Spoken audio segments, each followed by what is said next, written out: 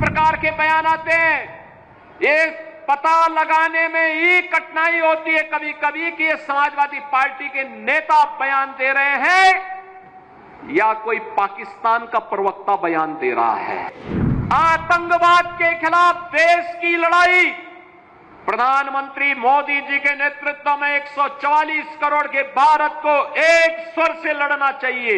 एक स्वर से प्रधानमंत्री मोदी जी के नेतृत्व में आतंकवाद का नेस्तनाबूद करने के संकल्प के साथ आगे बढ़ना चाहिए। जो थोड़े तत्व सिर उठाने का प्रयास कर रहे हैं, इनके भी जहन्नुम में जाने के दिन बहुत शीघ्र सामने दिखाई देंगे। आपने देखा होगा जब 22 अप्रैल को पहलगांव में पर्यटकों पर हमला हुआ था, आतंकी हमला हुआ था, समाजवादी पार्टी के नेताओं के बयान किस किस प्रकार के बयान आते हैं, ये पता लगाने में ही कठिनाई होती है कभी कभी कि ये समाजवादी पार्टी के नेता बयान दे रहे हैं या कोई पाकिस्तान का प्रवक्ता बयान दे रहा है। ये पता लगाने में ही कठिनाई हो जा रही है। आपने कल समाजवादी पार्टी के एक पदाधिकारी का मुंबई में दिया गया बयान देखा होगा। इससे पहले कानपुर का एक नौजवान अपने परिवार के साथ गया था पहलगांव, स्वर्गीय शुभम द्विवेदी की निर्मम हत्या कर दी गई। जब पत्रकारों ने समाजवादी पार्टी के अध्यक्ष से पूछा कि आप समाजवादी पार्टी आप वहां क्यों नहीं गए, तो उन्होंने कहा कि हमारी पार्टी का थोड़े था। कितना दुर्भाग्यपूर्ण और शर्मनाक बयान है। बहनों और भाइयों, देश की संवेदना होनी चाहिए अपने नागरिकों पर। पूरा देश पार्टी लाइन से ऊपर उठ करके एक साथ इस घटना की निंदा कर रहा है और समाजवादी पार्टी के लोग इस प्रकार का दुर्भाग्यपूर्ण बयान देते हैं, इस प्रकार का दुर्भाग्यपूर्ण बयान देते हैं। पहलगांव की घटना में उनका एक राष्ट्रीय महासचिव बयान देता है, कहता हिंदू ने हिंदू को मारा है, यानी पाकिस्तान को क्लीन चिट देने की कुत्सित चेष्टा।